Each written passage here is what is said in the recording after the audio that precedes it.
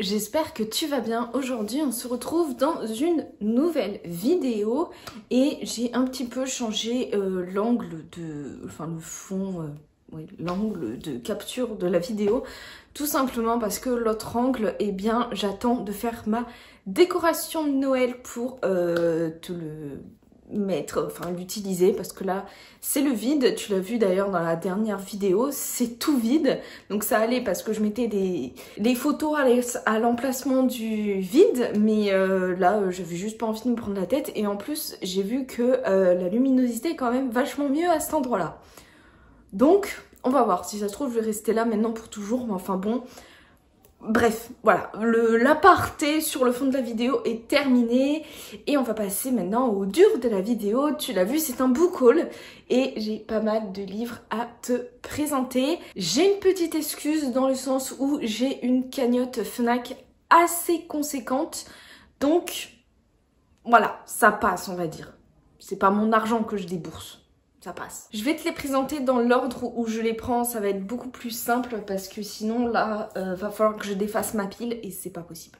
Alors, le premier livre que je te présente, c'est le tome 1 de Blackwater, donc La Crue de Michael McDowell aux éditions Monsieur Toussaint Louverture.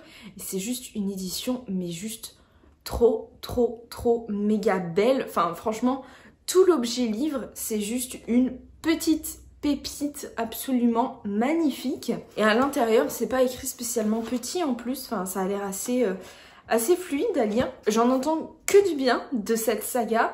Elle a fait un petit peu de bruit quand même autour d'elle sur les réseaux et tout, donc je suis quand même assez très curieuse de la découvrir parce que si j'ai bien compris, c'est un peu histoire de famille historique. Donc on va voir ça. J'en sais pas beaucoup plus, je sais pas trop à quoi m'attendre en fait. Mais il me fait très envie et l'objet livre est magnifique aussi, hein, ne cachons rien, c'est agréable quand on a un joli livre. Ensuite, eh ben, on va commencer un petit peu à parler Noël avec une romance de Noël qui est Noël au pays des pretzels de Henna Fitzbell aux éditions J'ai lu. Juste la couverture aussi, dans un autre genre que Blackwater, est aussi très jolie et fait très Noël. Et donc là, c'est une histoire d'amour qui va se passer en Alsace. J'ai vécu en Alsace pendant quelques années et pendant les périodes de Noël, l'Alsace, ça devient juste le pays des contes de fées. C'est magique. Et donc là, je suis très contente de pouvoir retrouver, j'espère, cet univers-là dans un bouquin, dans une romance de Noël, toute doudou comme on les aime. Et très cuculapraline aussi. Ensuite, on passe dans un tout autre registre avec La promesse des arbres de Peter Wolleben aux éditions Les Arènes, comme toujours avec cet auteur-là. Je t'ai déjà parlé maintes fois de cet auteur. C'est un garde forestier qui a décidé de témoigner, d'écrire, de partager au grand public tout ce qu'il savait sur la forêt et son rapport à la nature. Et le rapport de l'être humain à la nature, son savoir sur les arbres. Et donc là, visiblement, le petit texte, c'est comment la forêt nous sauvera si nous la laissons faire. La forêt peut être notre meilleur allié pour préserver une planète vivable, mais seulement si nous la laissons faire. Donc j'ai très hâte de le lire comme toujours, hein, avec cet auteur-là. Je pense que je vais apprendre plein de choses encore et il rejoindra ma collection du coup. Ensuite là, je vais te présenter deux livres qui sont Le Seigneur des Anneaux, le tome 1 et Le Seigneur des Anneaux, le tome 2. Ce sont les nouvelles éditions de Christian Bourgeois avec la nouvelle traduction de Daniel Lauzon. Donc c'est pour ça qu'on a la fraternité de l'anneau et non plus la communauté. Pardon, et c'est illustré par Alan Lee qui nous a fait des couvertures absolument magnifiques. Et pour avoir déjà une autre édition chez mes parents illustrée par Alan Lee qui est en version intégrale du Seigneur des Anneaux reliée avec les illustrations de Alan Lee à l'intérieur, je savais que côté illustration ça allait beaucoup me plaire parce que je trouve que Alan Lee c'est à merveille d'écrire vraiment l'univers du Seigneur des Anneaux, que ce soit les paysages, que ce soit les personnages, vraiment. Moi, j'adore son travail et vraiment, je suis hyper convaincue. Et les deux livres sont absolument mais magnifiques, quoi. Et c'est sublime. Et j'ai très très hâte de le relire aussi dans cette nouvelle traduction, du coup, que je ne connais pas. Moi, je connais l'ancienne traduction. Donc, on va voir ça. Et il me manque le 3e tome, oui. Mais je l'ai commandé pour Noël. Enfin, je l'ai demandé au Père Noël. Pour Noël. Et j'espère que je l'aurai. Et de toute façon, si je ne l'ai pas, je me l'achèterai. Ensuite, on continue sur la lancée des classiques, hein, après tout, avec le tome 5 de Dune, évidemment, qui s'appelle Les Hérétiques de Dune, toujours écrit par Frank Herbert et toujours dans la collection Ailleurs demain de chez Robert Laffont. Je vais pas te faire de résumé, je pense que tu as suffisamment entendu parler de Dune sur cette chaîne, donc voilà, j'ai acheté le tome 5, j'ai très très hâte de lire le tome 5, et bah très clairement, je pense qu'il va y passer cet hiver. J'ai très hâte. Ensuite, j'ai acheté une réécriture de la légende arthurienne qui est Morgane des Brumes, l'épée du pouvoir de Mireille Calmel aux éditions XO. J'ai cru comprendre que c'était un premier tome, mais alors je sais pas de combien de tomes il y aura. Mais en tout cas, voilà, on revisite la légende arthurienne et je pense que ça va être du coup du point de vue de Morgane qui n'a pas très bonne réputation dans la légende arthurienne. Mais c'est Mireille Calmel, donc je lui fais confiance, j'ai hâte de voir ce qu'elle va nous faire. J'ai aussi dans ma palle son livre précédent qui est D'écume et de sang, il me semble, qui est sur Jeanne de Clisson, la première femme pirate. Enfin, il me semble qu'elle s'appelle Jeanne de Clisson. Là, du coup, Mireille Calmel s'attaque à la légende arthurienne. Et si c'est du niveau de la prisonnière du diable, du lit d'Aliénor, moi je prends, je suis contente. Voilà. Mais j'ai très très hâte de le découvrir. Même si la couverture, je suis pas ultra fan. Hein, je sais pas ce que t'en penses, mais moi je suis pas ultra fan de la couverture. Mais c'est Mireille Calmel, donc je lui fais confiance. Et si j'ai bien vu, il y a plein de cartes dedans. Donc j'ai très très hâte de le découvrir. Et je pense qu'il va passer à la casserole cet hiver aussi. Ensuite, là, on va partir sur tout ce qui est album et BD. Avec le premier qui est Facéties de chat de Sébastien Pérez et illustré par Benjamin Lacombe aux éditions Margot. Et j'ai un petit marque-page d'Antibes qui se casse la gueule. J'avais pas du tout vu cet album passer, que ce soit via Benjamin Lacombe ou via les maisons d'édition ou autres comptes sur Instagram ou sur les réseaux sociaux et tout. Je suis tombée dessus complètement par hasard en librairie et bah du coup j'ai acheté. J'ai aucune excuse. Là, pour celui-là, c'était juste, j'ai vu Benjamin Lacombe, j'ai vu des chats, j'ai vu Sébastien Pérez. Je me suis dit, pourquoi hésiter? Achetons. Et donc, si j'ai bien compris, on va suivre du coup des petites aventures de chat. À chaque fois, on a le petit chat présenté, sa petite aventure, et on passe à un autre chat. Et je pense que ça va se lire tout seul. Il m'a l'air parfait à lire pour cet hiver ou pour le printemps en mode tout cocooning. Et je pense que je vais passer un très très bon moment avec ces petits chats. Ensuite, Audrey, le souffle des mots, a dépassé les 100 000 abonnés sur YouTube. Et du coup, elle nous a fait un magnifique concours pour gagner des livres, évidemment, auquel j'ai participé. Et j'ai eu la bonne surprise de découvrir que j'avais gagné un lot. Et j'étais très contente.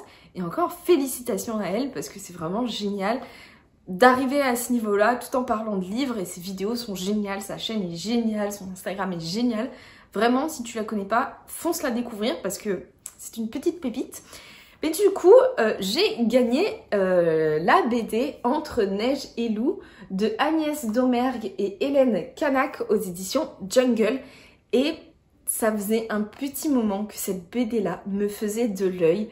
Juste par la couverture qui est absolument magnifique, mais aussi par l'intérieur qui est juste trop magnifique, je trouve. C'est trop mignon, le style graphique est juste trop joli. Enfin vraiment, je suis hyper fan.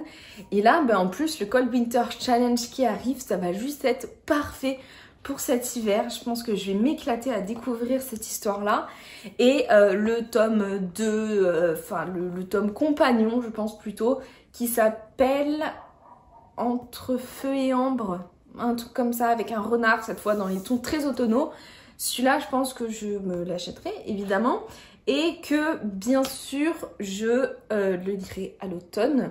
Mais en tout cas celui-là là, mais pour l'hiver il va être topissime. Vraiment, j'ai trop hâte. Là clairement il me fait hyper envie et je pense que je vais essayer de me le garder pour janvier-février quand il fera vraiment bien froid et qu'on aura envie de se faire du bien avec une BD toute mignonne. On passe au livre suivant qui est un livre de recettes. Donc les recettes du monde de Tolkien, 75 recettes inspirées par la Terre du Milieu par Robert Tuesley Anderson aux éditions Hachette Pratique. Et juste c'est pareil, comme Facétie de chat, j'ai vu ce livre en librairie et j'ai craqué. Voilà, aucune excuse non plus, mais vraiment, le monde du Seigneur des Anneaux et tout, moi, ça me parle vraiment énormément. Et donc, c'est classé, en fait, le livre s'organise comme le repas des hobbits, donc avec le petit déjeuner, le second petit déjeuner, la collation de 11 heures, le déjeuner, le goûter, le dîner, le souper. On mange beaucoup chez les hobbits, ce qui me va très bien. Et du coup, on a vraiment plein de recettes. Très particulières pour certaines, mais vraiment toutes plus magnifiques les unes que les autres. Et tu le vois, c'est à chaque fois illustré. On a même des grandes illustrations à certains moments. On a aussi à chaque fois une petite explication sur la recette, sur l'inspiration, d'où ça vient, et donc le monde de Tolkien, etc.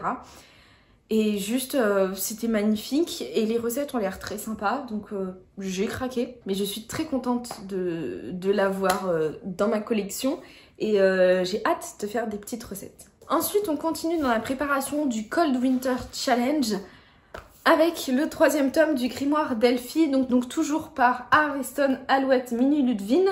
Cette fois, ça s'appelle Malaventure en pain d'épices et c'est toujours aux éditions Dracou. Et juste déjà, rien que la couverture, ça fait hyper Noël et vraiment ça a l'air trop bien. Donc ça se passe en Alsace aussi, donc je vais vraiment être dans le mood Alsace ce Noël-ci, même si je vais pas y aller, au moins j'irai dans mes lectures. Et vraiment ça a l'air toujours aussi doudou que les tomes précédents, et en plus là ça se passe en Alsace et juste les petites maisons comme ça un peu façon toutes décorées, tout, enfin voilà, moi ça me parle vraiment beaucoup. J'ai très hâte de le lire et de me replonger encore une fois dans l'univers du Noël en Alsace. J'ai hâte de voir quelle petite aventure va encore vivre Elfie et ses sœurs. Ensuite là pour le coup ce livre là aurait été parfait pour l'automne, mais c'est pas grave, je vais quand même le lire bientôt je pense.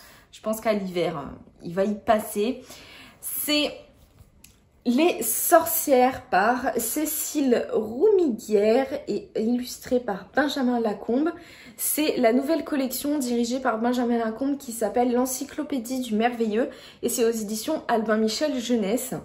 Et juste, encore une fois, la couverture est juste magnifique avec plein de petits effets de dorure absolument magnifiques. Et donc c'est un recueil, un peu une encyclopédie sur les sorcières. Et c'est juste magnifique quoi. Enfin les planches, c'est juste incroyable. On a aussi des planches comme ceci de présentation. Il y a les animaux, il y a les accessoires, il y a les portraits, il y a le jardin, enfin... C'est vraiment mais juste magnifique. C'est tout en fait l'univers de la sorcière, comment on les voyait à une certaine époque, un focus sur des sorcières connues, par exemple ici Baba Yaga. Ça a juste l'air trop bien et j'ai trop hâte de le découvrir. Il y a aussi les Fées qui est sorti dans cette même collection que je vais me procurer très bientôt aussi, donc je pense que dans le prochain book haul je te le présenterai.